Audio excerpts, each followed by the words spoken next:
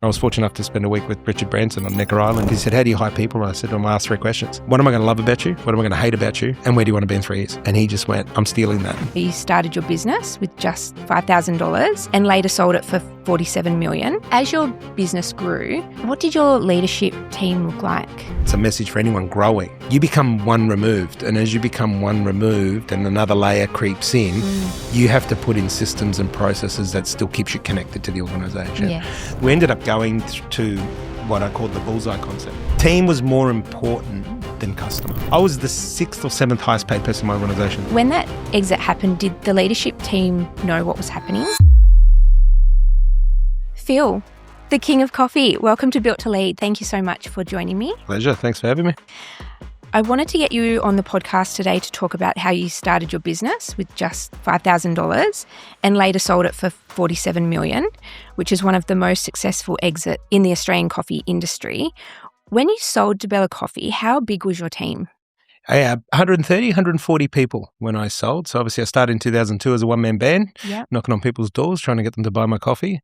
And then when I exited officially 2017, there was just under 140 staff in Debella Coffee, but across different ventures globally with stuff that I've had in India and China and the rest of it. We had nearly 400 people across different things at any one time, Incredible. I'm going to dig into that a little bit deeper later. So many founders that are starting out are in a very similar position when they don't have a lot of capital to put into their business. Was there anything you did differently in those early days with that $5,000? Yeah, look, for me, it was always when I start something or do anything, it's getting comfortable with your worst case scenario. And everyone says, oh, so you only started with 5,000, you risked it all. I said, no, I had an apartment paid off. I was a good little wog boy. I lived at home.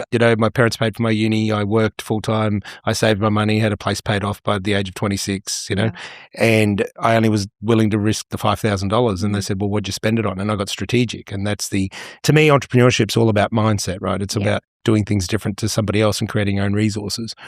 And the resource that I created was, well, to set up a roastery, you're looking at $500,000 to $1 million minimum. I used somebody else's.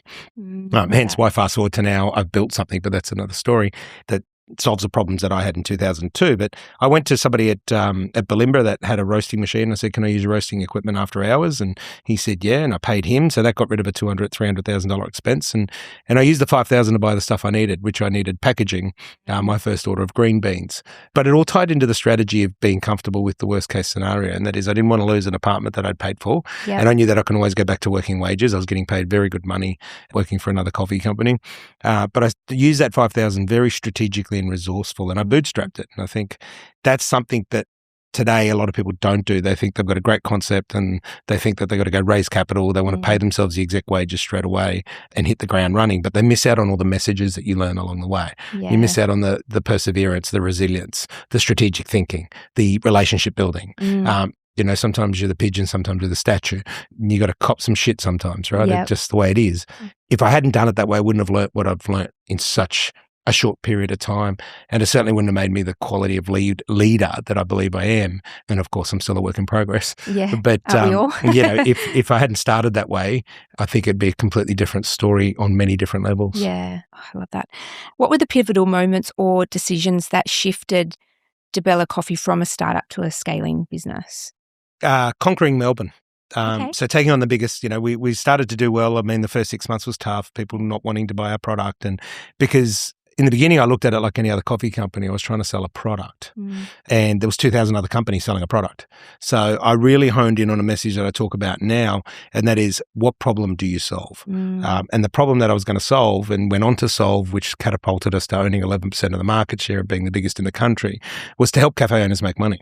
So rather than going out to sell a product being coffee, it was, well, why? What's the why and why somebody should buy my product from me rather than 2,000 other people? And that was the start of something that revolutionized the coffee industry in Australia and what we became quite famous for, which was building a service company. So we did things like train their baristas service the coffee machine, help them with their menus, read their leases, help them with their marketing and strategy, which was my background from university. So we really looked at it differently and said, the product is just going to be the transaction. That's how we're going to get paid. But the problem we're going to solve, why people should choose us over anybody else, is because we're going to help cafe owners make money. Now, that simple strategy took us out of a pile of 2,000 competitors and put us into a pile of no competitors. And so when we went out and said to people, why should you buy our product over somebody else's? Well, this is what we do. Does your coffee company do that? And nobody could say yes. And the changing point was in 2005 when we said, well, we've done well now in Queensland, we're in Brisbane. What market do we take? And we thought, let's take the biggest, ugliest, most arrogant city in Australia, which is the Melbourneites, and take it to Melbourne. Yeah, and take it to Melbourne and go, hey. And I'll never forget the first 6 months in Melbourne. I was like, what sort of arrogant dickhead thinks that we're going to buy coffee from a Queenslander? Yeah. And I'm like, you wait and see. You wait, yeah. And we did it tough, which I'm grateful for, but we fine-tuned the model. By 2010, we were the biggest in Melbourne, and that was when that was the big step change. And then from 2010, it just scaled. Yeah. It just went crazy. When did you bring on your first team member?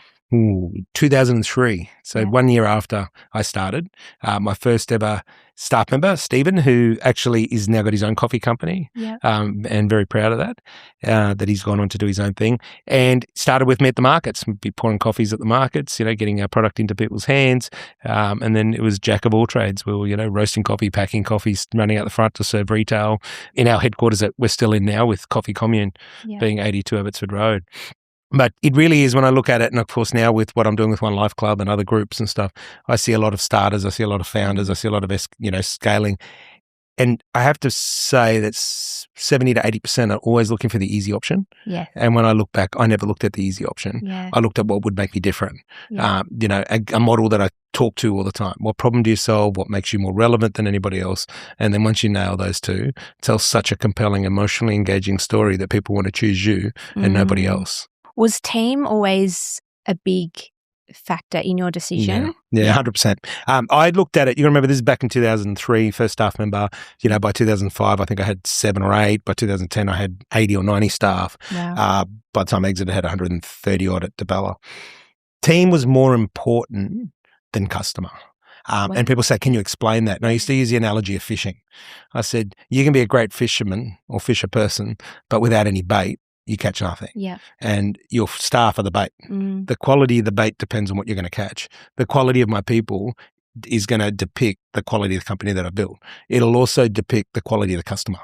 So, if you want amazing, business owners, which is who we were targeting, people that owned cafes or multiple cafes to engage with us as a company, then I had to make sure the caliber of my team was first class. I had to make sure, and at that time, they were all young. I never hired on skill. I was known for hiring on attitude. And people go, why would you do that? And I said, well, because I can teach somebody marketing, I can teach them coffee, I can teach them, but I can't teach them to turn up to work on time. Yeah. I can't teach them to engage with people. I can't teach them to look at people in the eye when they talk to them. I can't teach them to answer the phone out of hours. You can't teach that stuff, right? Yeah. So it wasn't rocket science. We're not brain science, brain surgeons where you need a qualification. I used to always hire on attitude and say, you've got the right attitude, we'll teach the skill. Yeah. Or I'll get somebody in that can teach you the skill. Yeah. And it was a real ethos and philosophy that meant that we had people that just cared. Yeah. And I mean, funny enough, I think it was 2010, we went out to market and said, let's really have a look at why people choose us. And, we've got to pay the company to do it. Long story short, the number one word that came back, 1,200 clients they interviewed, was care. It wasn't coffee. It was phenomenal. Like even for the team, that was just like, it was a surprise, but it was a pleasant surprise. It said, they're using us, not for our coffee, they're using us for our care. So let's amplify the care to the next level. Coffee's just like an added bonus. Well, they could buy from 2,000. Well, they could buy from 2,000 people, right? Yeah. We knew we had good coffee. Coffee went well with milk. We didn't need sugar in our coffee. We sourced directly, ethically from farms. Yep, of course it mattered. Yes. But what mattered more was the care factor. Yeah. It was that when I ring, your team answers. When they're dealing with me, they care about my business. And what we did to make sure that happened, we cared about our people. Yeah. So I'd always say to people, what are your goals? And they go, oh, my work. No, not your work goals. What are your personal goals? Mm. What do you want to achieve personally? What do you want to achieve with, with your family and friends? And then we can talk about your professional goals, but it's all of person that comes to work, showing that care factor and leading teams with care, with compassion, with empathy, but also with the genuine interest that you want them to be the best version of themselves. So has that leadership skill always come very naturally to you? Is that something that you just learnt along the way? Yeah, look, they talk about the nature nurture. I think it's both. My dad migrated with mum from Italy with my brother and sister. I was the first generation born in Australia.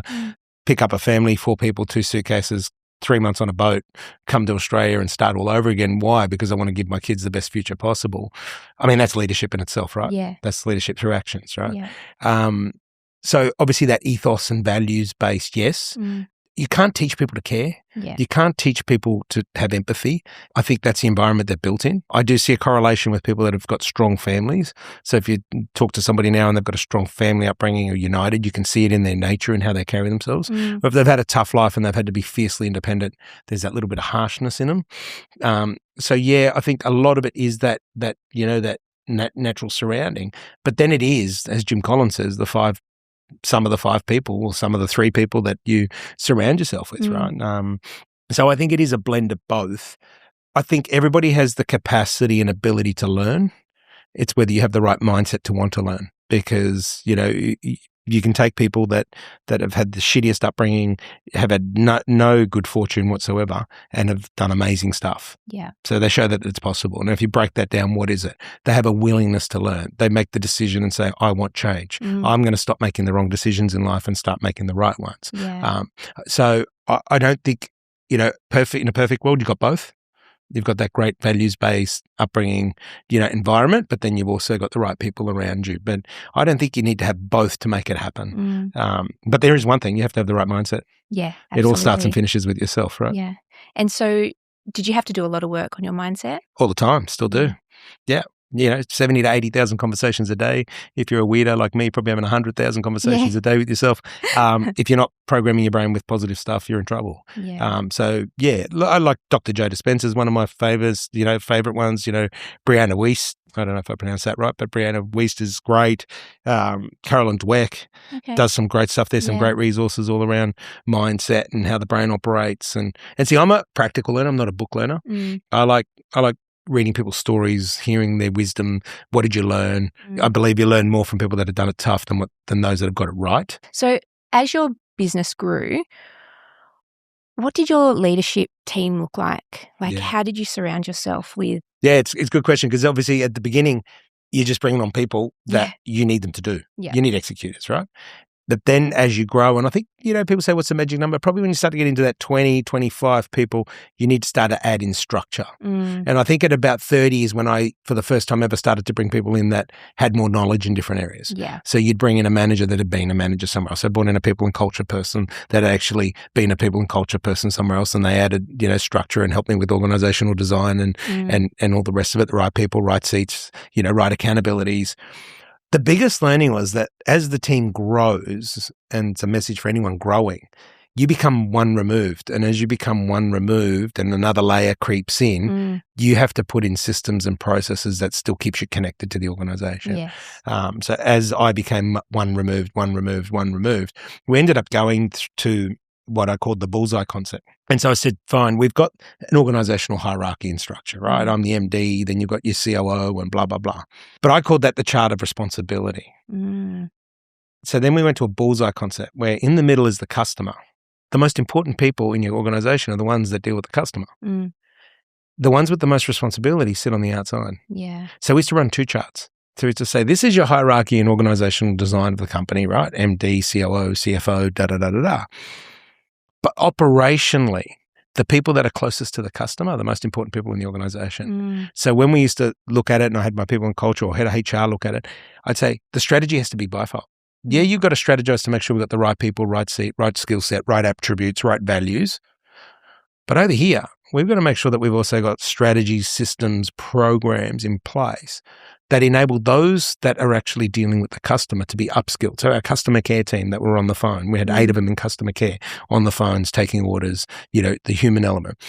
Our drivers weren't drivers. They were called customer service reps. So they were trained to be customer service reps. They dressed the part. They weren't with shorts and broken T-shirts like other coffee companies. Yeah. Ours were in a proper uniform. They were trained in customer service.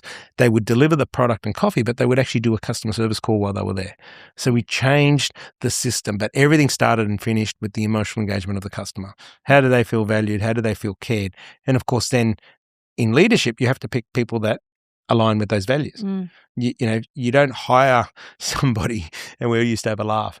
You don't hire a salesperson that's introverted. Yeah. You don't hire a waitress or waiter that hates people because you're asking for trouble. Yeah. You don't hire somebody in customer care to talk on the phone if they're not a good communicator. Absolutely. I feel like a lot of founders, when they start their business, they're doing everything, and then they bring on someone to help them, and then they might bring in someone else. And then all of a sudden they're bringing in all these people, and they're just promoting those people that have been with them the longest. I know I've been guilty of this, and sometimes it works, sometimes it doesn't. You mentioned before that you would hire someone that has been a manager at somewhere else. Is that the strategy you always went with, or did you promote within as well? No, I always promoted within first. Okay. And we still do. Yep. So all jobs get advertised internally first. Okay.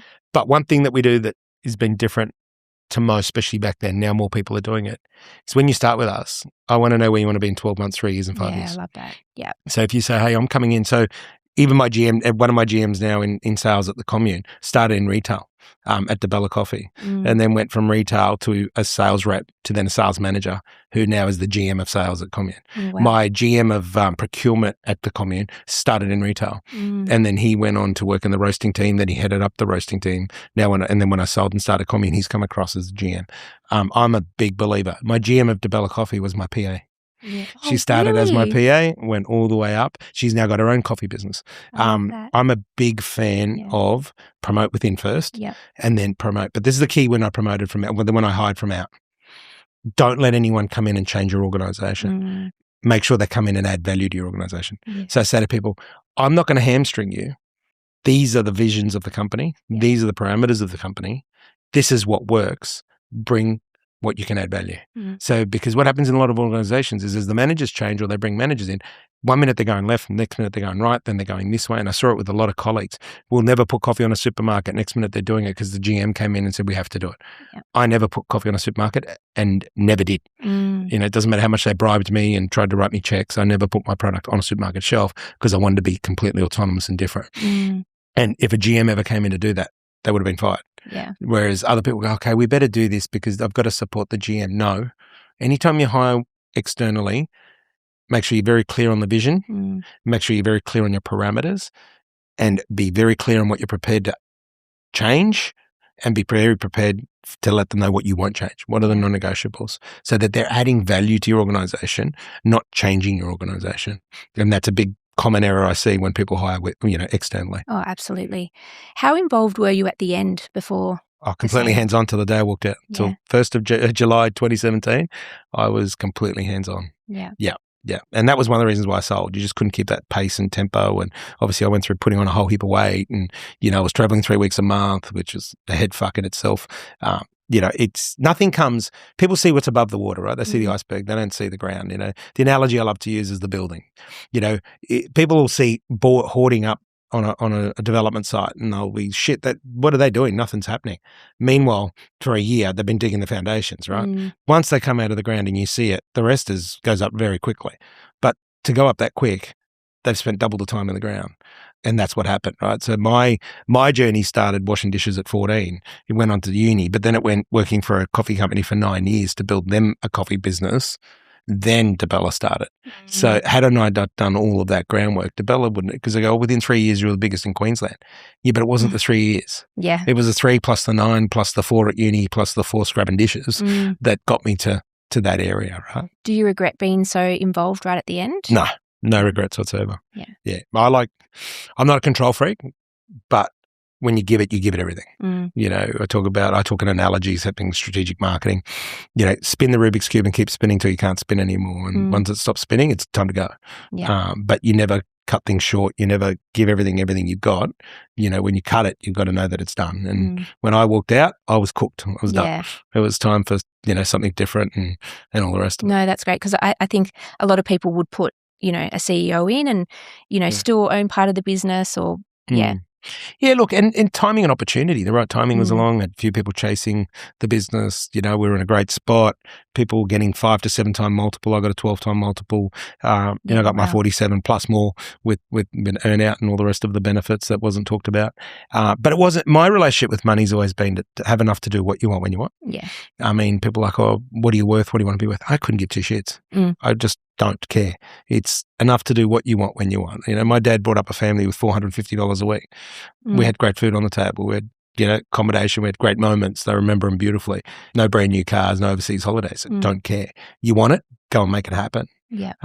So everyone's relationship with money is different. Everyone's relationship with notoriety is different. Mine is about impact. I want to be able to walk in a room and say, how did I help you become a better version of yourself? Because then that's what drives me. So everyone's driven by different things. And I'm not judgmental and I don't judge it. I go, well, you do you, I do me. That's what you're about. This is what I'm about. That's great. If it aligns, let's hang out. If it doesn't align, let's not hang out. Yeah, yeah.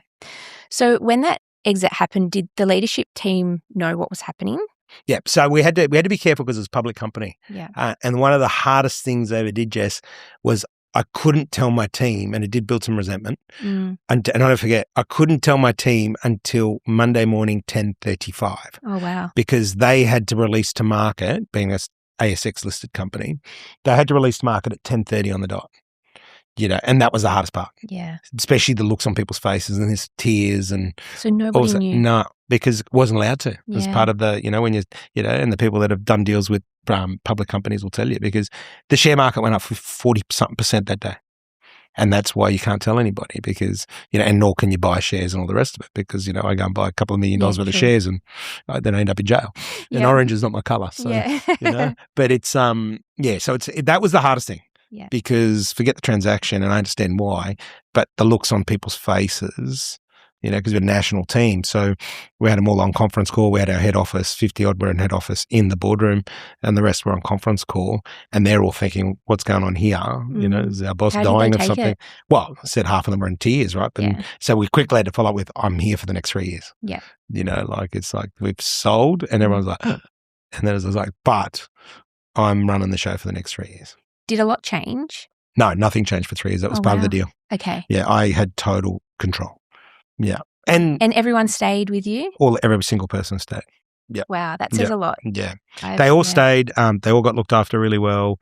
And then when I handed over the reins, that's when everything changed. Yeah. And I don't want to really comment, except you want to destroy a company, give it to a publicly listed company a lot of the times, right? Because the income in the number crunches and all the things you shouldn't do, and start to make different decisions. But hey, that was the hardest part. Yeah. That's the hardest part of an exit is, handing it over to someone else. Well, no, stuff that. They're paying for it. Yeah. Have it. Yeah. Like it's yours. The hardest part's the team. Of course. And I mean, they all got looked after. We made sure all the teams were looked after. I was the 6th or 7th highest paid person in my organization. There you go. So I had sales guy on $750,000 a year. Oh, wow. I had other people on $350. Yeah. Yeah. Like I think I was paying myself $150K a year. I mean, I wasn't, so I didn't have time to spend money anyway. But, so we weren't running your traditional business where, I'm filling my coffers and the rest of it. My biggest payday was obviously when I sold, but, properties and stuff like that. Yeah. But it is, I mean, it's a challenging, time for anyone that's gone through it or looks to go through it. It is something that is just be aware emotionally. Doesn't matter how big the checks are, when you are so invested in your team and your team's so invested in you, because I don't see my people as a transaction. Yeah. And was your team global? Were you in? I did across different ventures. Yeah. DeBella was just here, but then I had, we had operation in China. We had Coffee by DeBella in India, which I've still got with a business partner there. But different, so they weren't all under the same umbrella. They were different ventures, But again, the same thing. I always believe the best businesses have amazing people working in them. And my motto was always have people good enough to own their own, but give them a reason not to. Yes. How we've led our teams is if you want to work 9 to 5, we'll pay you award plus 5%. Yeah. Pick a number. If you go above and beyond, we'll pay you award and maybe 25%. And if you treat the business like it's yours, then we'll give you a percentage share. Yeah. So that's something that you did with your leadership team? I did that. I had used to put money aside. Now with my leadership team, I've got 4 that own 5% of the company. Wow. So I've got 4 people that got 5% of the commune each. Yeah. But I don't even know what the code to the alarm is. There you go. Yeah. The alarm goes off, doesn't come to me. Yes. They treat it like it's theirs. I broke up and I said, what are you doing here? I'm here to fix the cold room. That's one of my GMs. Okay, you didn't call somebody? No, well, I'm going to fix it. So they treat the business like it's theirs, which enables me to float in and out and do what I want when I want and still lead the team, but I can lead it from afar. So, let's talk about what you're doing now. Yeah. And how long after the exit did you start that business? So I stayed on for 2 years working, and I tell you what, I've never learned so much. Again, learn what not to do in business. Working for a public company is just crazy, right? Like, so I moved over from the DeBella side to all of because they were global, retail food groups, global, right?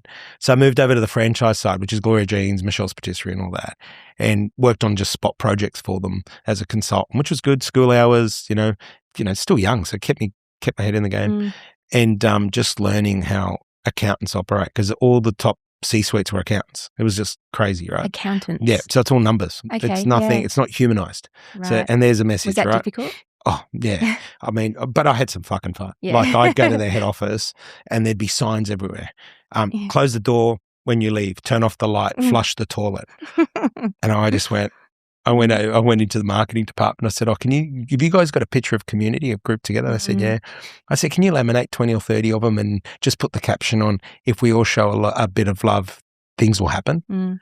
Anyway, and I was cheekily, went around the whole head office and got rid of all the fucking signs. And I put the one sign up and said, how about we just show a bit of love? Yeah.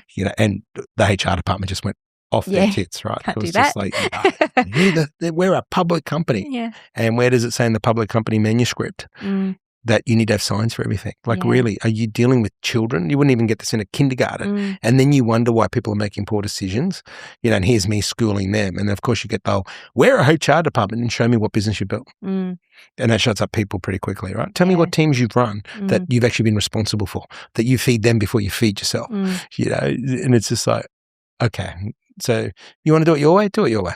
But, we're talking about a company that had 900 staff. And I said, you got 900 babies because that's how you treat them. Yeah. So, change starts with you guys. But it was difficult. But again, I had nothing to lose, right? And, he says you're sitting around the table, your exec team's a bit. I had CEO was a bit of a love-hate relationship because you're the one that paid a 12-time multiple for my company. We built it from nothing for a reason. And if you don't want me to stay and help you work on the other side of the business, that's fine. Yeah. But I'd stayed in for 2 years and got to do some cool stuff and helped them with the American business with New Zealand and, and did some, But what I love learning. So I was in a position to learn what shit leadership looked like. Yeah. And it was shit leadership, right? They had talented people that they just babied, didn't let them fly, didn't give them the vision and the parameters, and some of these people, without mentioning names, are now CEOs for some pretty big brands and kicking some pretty big goals. And Retail Food Group had these people. Message for the listeners: you don't look after people well, you don't look after or, really excel the potential of your people, somebody else will, and I can tell you there's 5 people that are working with big profile companies now that are kicking amazing goals. Retail Food Group had them, just didn't know how to. It's like having the magic tomato seed and not knowing how to water it. Right? Yeah. So, are some of your original leadership team in your new business? Yes. So I've got 4 in my. I've now got a team of 30, just under 40 people. Yeah. So 4 are from the Bella days. One of the key things that I loved, because I love the numbers and the data, right, and what it represents. Within 7 days of Retail Food Group shutting down Brisbane headquarters of DeBella Coffee, every single staff member had a job within 7 days. As in they were poached. Oh, wow. Yeah, by other coffee companies. No, with other coffee companies. Yeah, wow. Yeah, that's how quickly they lapped them up. Yeah. Because of the caliber of the team. So within 7 days of, it was like, we want you. And, some pretty big coffee companies around in Queensland, again, without mentioning brands, they were just like, if you've been working with DeBella Coffee, we know how well you've been trained. We know how you've been treated. We know how good you are with your people. You've got a job with us. So no one was jobless. Yeah. Everyone had a job straight away. Yeah. And I love things like that because you can sit here and talk all the bullshit in the world and go, the team was great. The team was that's action. Team was great. Absolutely. Because they were sought after by other companies. Yeah. Talk to me about Coffee Commune. Commune. So a bit of punishment, right? Thought, well, if I'm going to start something new, do something no one's ever done, which is always my model. What's no one done? What's different, futuristic? How can we look at this differently, right? And I said, well, look at all the problems I had in 2002. I didn't have the capital to set up. I didn't want to put the capital into to build a first-class facility. I didn't have the support, didn't have the buying power. didn't have any advocacy, didn't have, knowledge base, didn't have a community around me, had no one to collaborate with. Everyone's so secretive of what's going on in the industry. And I said, I want to build a place that ultimately is about collaboration. And I want to build a world-class facility where people can come and manufacture coffee at all levels. So socially, fun, enterprise, coffee companies, coffee shops. If you broke down, you can't go to another coffee company. They want to steal your customers. Yeah. So I want to solve all those problems. And then I want to build like a chamber of commerce. So I looked into the chamber of commerce concept. Good mate of mine, Stevie Tate, was the CEO of Queensland Chamber of the hierarchy, the head honchos. And he said, don't do that. So we talked through the model. He said, build a community base. So built through membership. So what we have now is a world-class facility where you can manufacture 100 grams of coffee or thousands of kilos through all the different equipment. It's a $20 million facility. And you've got a membership base here where you can be a coffee enthusiast, or you can be a cafe owner, or anyone that wants to do business with hospitality. So lawyers, accountants, plumbers, all sorts of stuff that are like a chamber, but it's a community base. So they're buying power, advocacy. They look after each other, give each other deals, no kickbacks or rebates for us. We run education courses, workshops. I do a lot of stuff with governments to move the needle on different laws and policies. So we're a facility and a community, and we've got 1,800, nearly 1,900 members now. Wow. Up over it. And there's probably, I don't know how many coffee shops and coffee gets manufactured out of there. But there's over 110 roasters working out of there. They told me when I started that I was an arrogant prick, that I wouldn't get 2 roasters in a room together.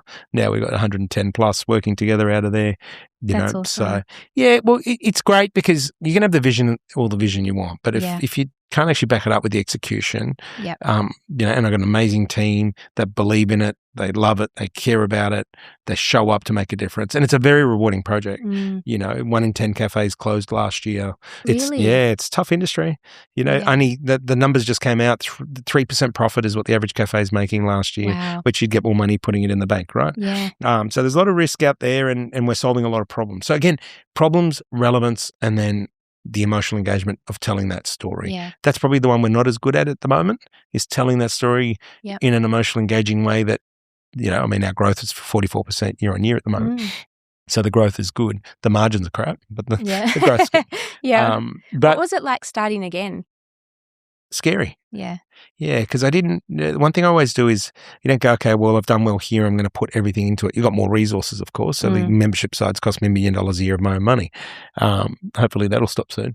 But the numbers just get bigger, but the risk assessment doesn't, if that makes sense. So, before you could afford to burn $1,000, now you can afford to burn $1 million, but you still don't want to burn anything. Yeah. Right. But it's, again, but I'd say model, what's the worst case scenario? I know that if I shut it down tomorrow, I'd lose money, you'd lose paperwork, but my quality of life doesn't change. Yeah. It's always getting comfortable with that worst case. And people said, how did you know when it was time to sell? Well, what was my worst case? My blood pressure was at 177 over 110. I was 70 odd kilos overweight. I was traveling 3 weeks a month. My kids are sending me messages over the phone, not seeing their dad. The worst case. That's pretty bad worst case, right? Yeah. So no amount of notoriety and power and business or money is going to change that. So you make changes accordingly. When you started the commune, did you start with a leadership team, and was that? Yeah, no, I started the same way. I led the team, and I put executors on the ground. I didn't build it with a whole hierarchy to start with. I said, right, who do I need? So it was very bad. Producing coffee, this. Selling coffee, this person. So it was you started all it pretty lean. 100% lean. Okay. Yeah, 100% lean. And then we built the facility. So we tested it, good. Then we built the facility. Yeah. Because at the same time, that's when because I own the facility. So Retail Food Group moved out. Yeah. And so we started to build it. That took 6 to 10 months to custom build it. But then we'd had some momentum in how we do it, So 5th year in now. Yeah, wow. And how quickly time goes. And what's the goal for it? Because you mentioned some key people in the leadership team have a percentage. Yeah. The goal for it for me is for it to be sustainable, keep having an impact in the industry, and it'll make some money. But make some money, what am I going to do with it? Like, not without being arrogant. When we, So, but I do want it to kick major goals because you've got of the impact. With the impact, and money's a byproduct. If the team drives it hard, kicks the goals, helps solve problems, they're going to make a shitload of money. And one day they want to exit it, it could be 100 mil exit, it could be whatever, right? It could be a much bigger business than Debella Coffee. This is the way it's set up. Massive exit for them, right? And so was that when you gave them ownership, was that strategically so they would treat it as their own and grow it 100%. so you didn't have to do as much? 100%. Yeah. I didn't want to be in the day-to-day. I don't want to be working. I take 20 weeks a year off. Wow. And I always say I'm not arrogant to think that I'm allowed to do that and then just pay people. I hate the saying hired help. Yeah. I can't stand it, right? Yep. It is so transactional, it's not funny. Even our kid's nanny was never called the hired help. That's your big sister. And you treat her accordingly. You put your clothes in the dirty clothes basket. She's not there to do that. So it's an ethos we've always had, right? There's no such thing as hired help.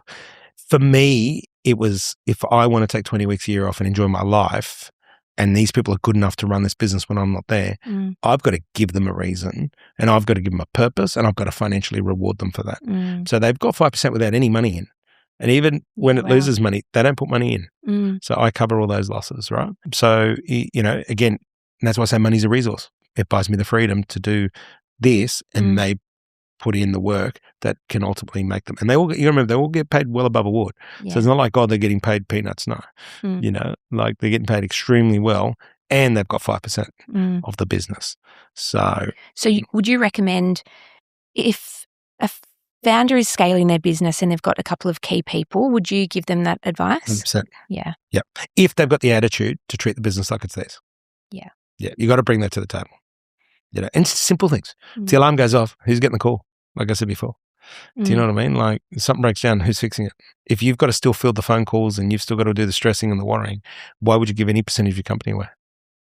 Yeah. Do you know what I mean? Yeah. Whereas if you've got people that take on that responsibility, then I'm all for it. Because what happens with a lot of them? They'll go off and start your own. Yeah, absolutely. That's what happened. So here's a side story for you. So Merlot and Debella Coffee became the two biggest in Queensland, right? Debella was the biggest in Queensland, Merlot maybe second or third. We went on to be the biggest in the country. Both brands were born out of a brand called Cosmopolitan Coffee, which was a cafe that roasted its own coffee.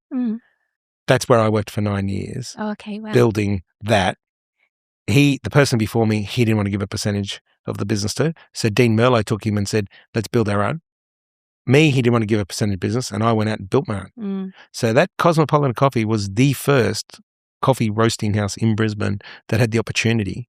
And what happened? The two biggest brands out of Queensland came out of somebody's poor shit leadership and greediness that didn't want to give that up. And I look at situations, and I'm a quick learner, and went, that's not going to be me. If I've got people good enough, I'm not sending them off to compete with me. I've got to give them a reason to stay.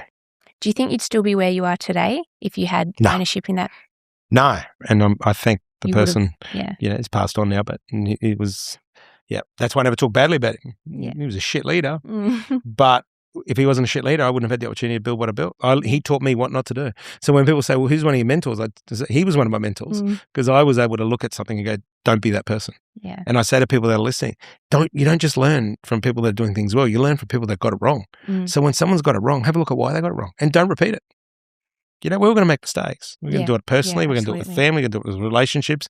Then remember what you're moving away from and what you're moving to, whether that's buying a business, whether that's, partners, whatever it is, business, personal, it doesn't make a difference. The message is the same. Yeah. Because you have a leadership team, do you have frameworks that you have in place for those leaders because you're so removed from the business? Yeah, 100%. As I said before, as you become one removed, you've got to put your systems in place. So I still get my weekly reports. Yeah. Technology makes it a lot easier now with obviously your BI reports and stuff like that come through. A lot of it's automated. So I get daily reports in transactional stuff like the cafe side of things. You look at it daily? That I can get daily because it's all automated, right? Weekly, I get my reports, my dashboard reports from my GMs will report into my COO. So he's across it. Yeah. And then what I do is I get a snapshot of their report and then he gives me a summary of his report and I cross-reference the data, right? And then we have monthly formal meetings. Yeah. So we have proper, 2-hour exec meetings monthly. And then once a quarter, we have a half-day board meeting. Wow, okay. Yeah, so that's the reporting style. So the short answer is reporting is so important, right? Because reporting is data analysis strategy. People don't understand what the reporting is all about. They just want to read reports and bog people down. The purpose of a report is to gather data so that you can analyze that data and then provide strategy, and even more so that they're doing that already. They're collecting their own data, they're analysing their data, and then they're building strategy, and you're coming in over the top and having a look at how that looks or adding value to it. So it's weekly dashboards, monthly exec meeting, and then board meetings. That's my system. My COO meets with them weekly as an exec. And then he's obviously part of the monthly and the quarterly meetings as well. Do you give your leadership team leadership coaching? Yes. So I've got an org psych and strategist who's been, and that same person I used to use, Left Field Services. Kelly used to work with my Debella team. And what was the name? Left Field Services. So Kelly Maniatis, she does stuff with Audi, Brisbane Airport Corp. Wow. Very, very good, knows me very well, knows how I operate, but it all starts with the brief. So remember I said bring people in to add value? Yes. So I brought her in and I go, here's an assessment of each of my exec team. These are the 9 attributes, which I've shared with the One Life Club. You'll see the 9 attributes that make up an amazing, staff member or team member. This is their scores from me. This is their scores from them. Interesting. So she's got that data. She's then got my operating memorandums, the do's and the don'ts, the non-negotiables as a leader in my organization, right? This is how we present, this is how we communicate, this is blah, blah, blah, blah, blah. It's all outlined for them. She's got a copy of that. She's got a copy of our strategic plan. This is where we want to be in 3 years. She's got a copy of all of that. Her job is to coach the concert band. How do we work with all the different elements of a band so that when they come together, they create magic? And of course, like this morning I was reading her report. She met with them last week. She's sent me a report. And when I say report, 1-pager. With me, I say to them, they give me dribble. I just want top line. So they give me the one line. This is who are present. This is where I coach. This is, these are the red flags. There was none, thank God. This is what we're working on. And this is where they're flying. And then I cross-reference that with my executive manager. How was the meeting? How did it go? Oh, yep, this is how it went. So the short answer, meaningful conversations. Now, whether you're having meaningful conversations through written reports, through, telephone conversations, whether it's walk-through stand-ups. Why organize a meeting if you can stand up for 5 minutes and have a chat about something? But it is about meaningful conversations, and making sure that, everybody's very clear on where you are, where you want to be, and what the do's and the don'ts are, and what trumps all of it is, if in doubt, ask. Oh, absolutely. If in doubt, ask. Don't fly solo. You're not flying solo. Mistakes are not a problem. I don't think you come to work to make mistakes. If you do, then we've hired the wrong people. Absolutely. If there's founders listening, business owners, and they're up to 10 team members, how many times a week would you recommend that they meet? Oh, depends what they're doing. Depends what role you're doing, right? I mean, depends what's the organization. The question is, what happens if you don't meet? So like I'll give you an example. One of my good mates is a neurosurgeon. He meets with his team every day. Why? This is what we're doing today. These are the cases. This is what could go wrong. This is what we need to be prepared for. For him, it's every day because every day is a different patient or multiple patients with different case. For us, it's our production team meets daily. Toolbox meets 5 minutes every morning because at Debella, they didn't need to because Debella was 90% every week, day in, day out was the same production because it was one brand. The commune could be you've just broken down an emergency. You need an emergency order, or hey, your order this week's double what it was last, or hey, here's a new client. So they'll meet daily and they'll go, right, this is where we are, this is where we need to be, this is what needs to happen. Anyone not sure? It depends what organization. Like if you're in professional services, I do a lot of work with BDO, 900 staff. They've now gone to monthly meetings. They don't need to weekly meet. They're wasting time by meeting weekly. And that's what I was thinking. It's that fine line of meeting too much and just wasting time. And this is one of the things, Jesse.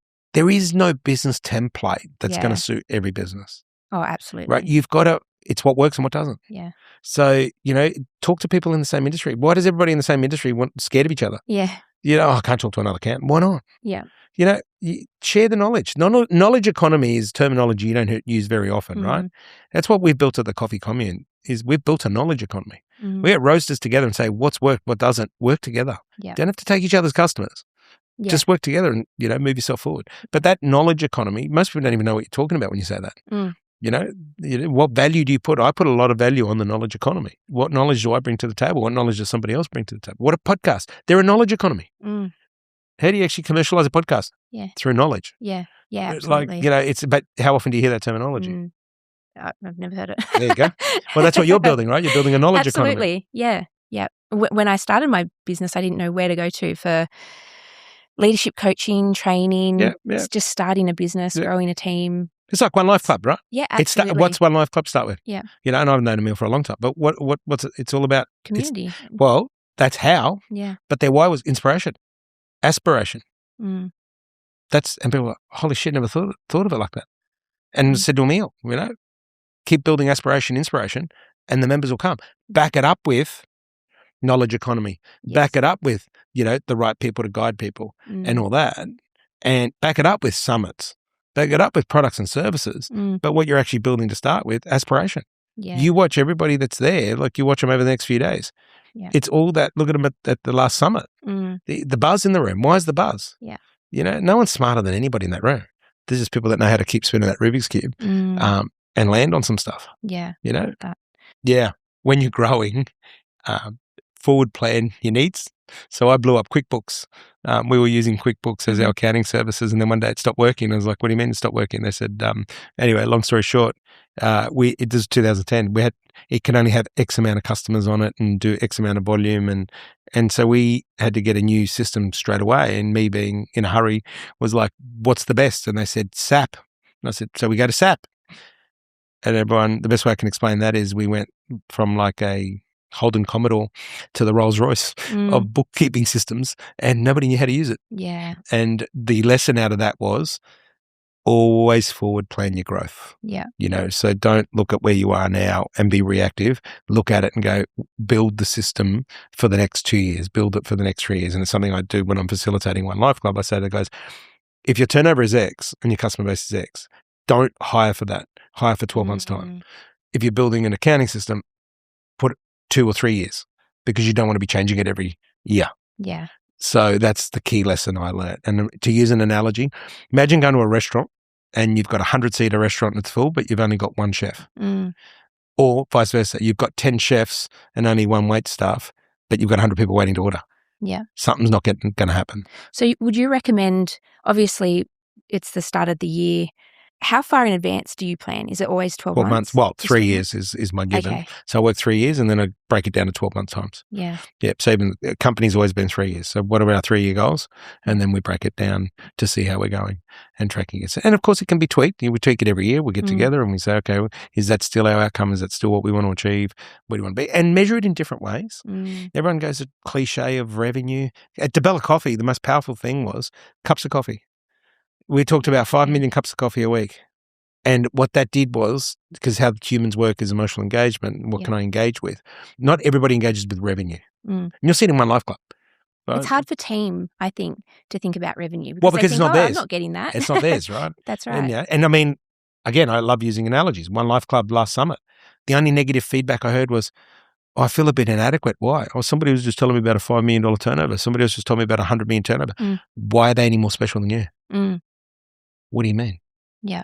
Why do you think what they're turning over or what the number is makes them any better, smarter, or nicer or easier to be around than you?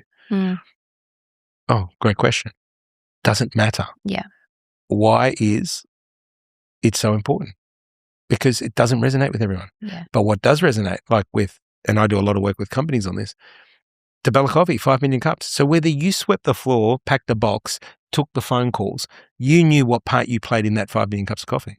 Because, of course, 5 million cups meant roughly X amount of kilos, which meant X amount of revenue. Of course, there was a number attached to it. Yeah. But you resonated with the 5 million. Hey, I just packed X amount of coffee today, or I just roasted X amount of coffee, or hey, I just took orders for X amount, or hey, I just delivered X amount of coffee. That's the part I played. Because what do we want as humans? We want interaction. We want emotional engagement. Yeah.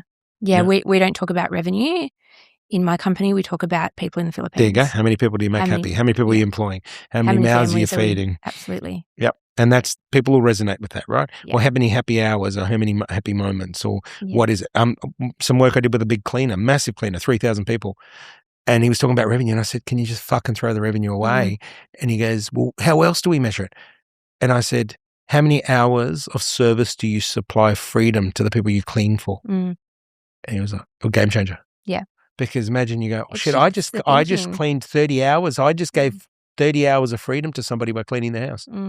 Just took you straight away from I turned over X amount of dollars. Yeah. And why? Emotional engagement.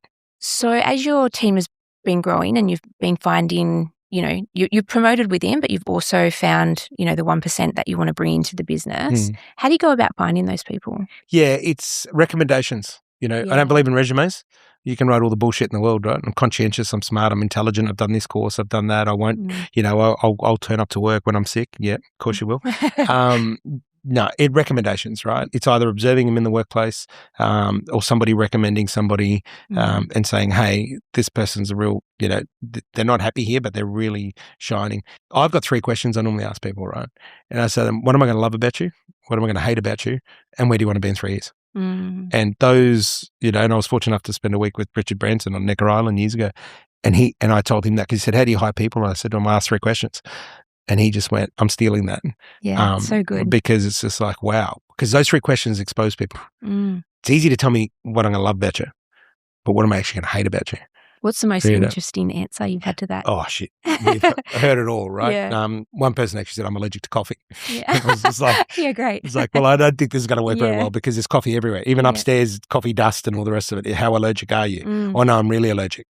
Okay. You just, it doesn't tell me but it also just means your intelligence is not that high, right? Yeah. You've applied for a job in a coffee company. I don't care if you don't drink coffee. My COO doesn't drink coffee. Yeah. Okay. But he's not allergic to it. Yep. So you see how it exposes, I mean, that's an extreme. Yeah. But it does expose people, right? The big one is when you say to somebody, where do you want to be in 3 years? And it's like, if they've got no idea, have some idea. Yeah. Doesn't matter, or you can tell if they're just nervous. What, you want to be in the Bahamas in 3 years? I'm okay with that. Yeah. Between now and 3 years, give me your best. I had people give me 6 months notice, 12 months notice when they were leaving because they knew that I didn't care. If they gave me their best till the day they left, you've got a job here till the day you leave. Yeah. You can leave whenever you want. Just give me your best. Yeah. And so those 3 questions are very powerful questions. Yeah, I love that. I'm stealing that one. A question we ask every guest, if you had to start all over, what would be the first 3 hires that you make? Psychologist. No. What? Psychologist. Great question. 3 hires. Depends where you start. So with my skill set, strategy, marketing, and branding, that takes a lot off the table, especially strategic. And I'm a visionary, forward thinker, problem solver. They're my skill set. So but if you're not a problem solver, definitely. Somebody that executes, which is what I've done. Yep. So not a management role. First hire is an executor, somebody that rolls up their sleeves and says, we got this. Yeah. Somebody who's brilliant with numbers. So an executor, meaning an operations doer. Somebody who's brilliant with numbers and a problem solver. Yeah.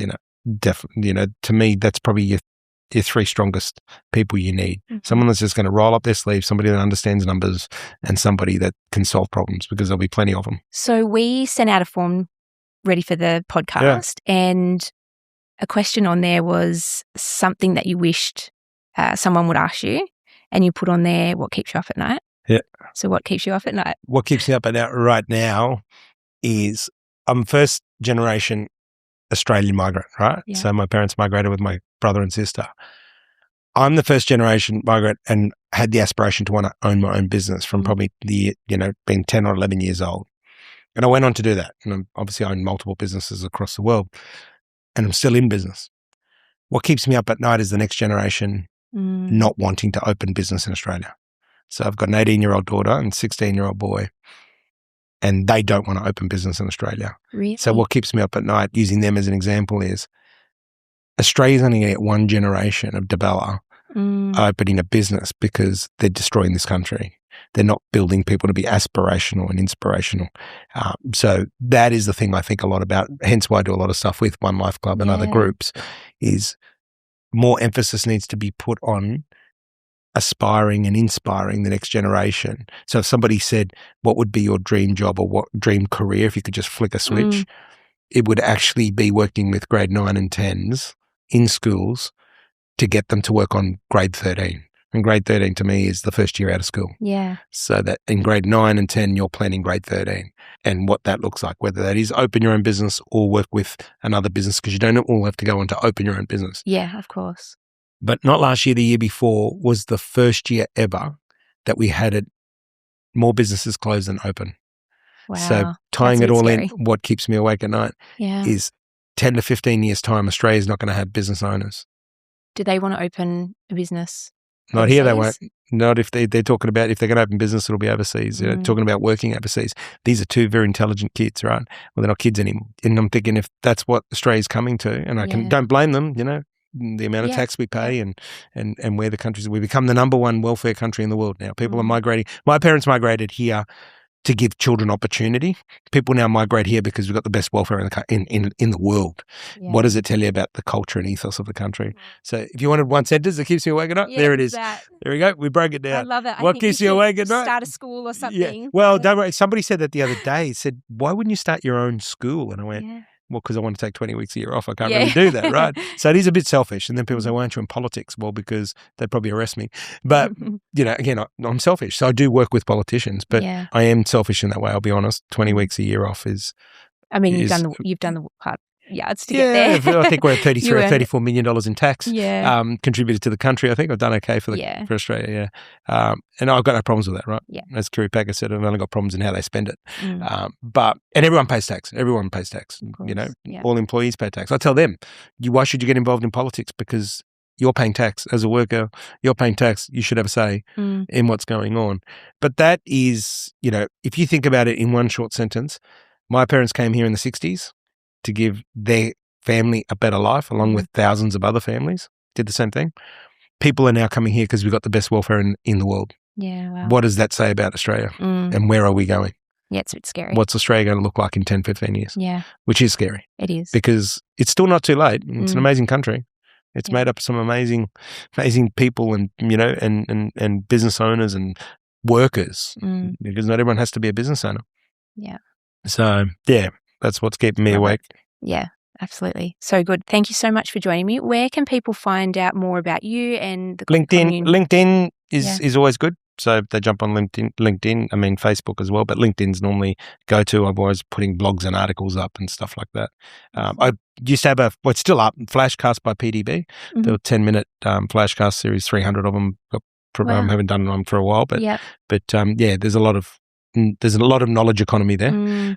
So we've kept it there as a bit of a library for people to see, and it covers all sorts of stuff: weight loss and growing and growth and managing people, and they even interviewed my kids on it.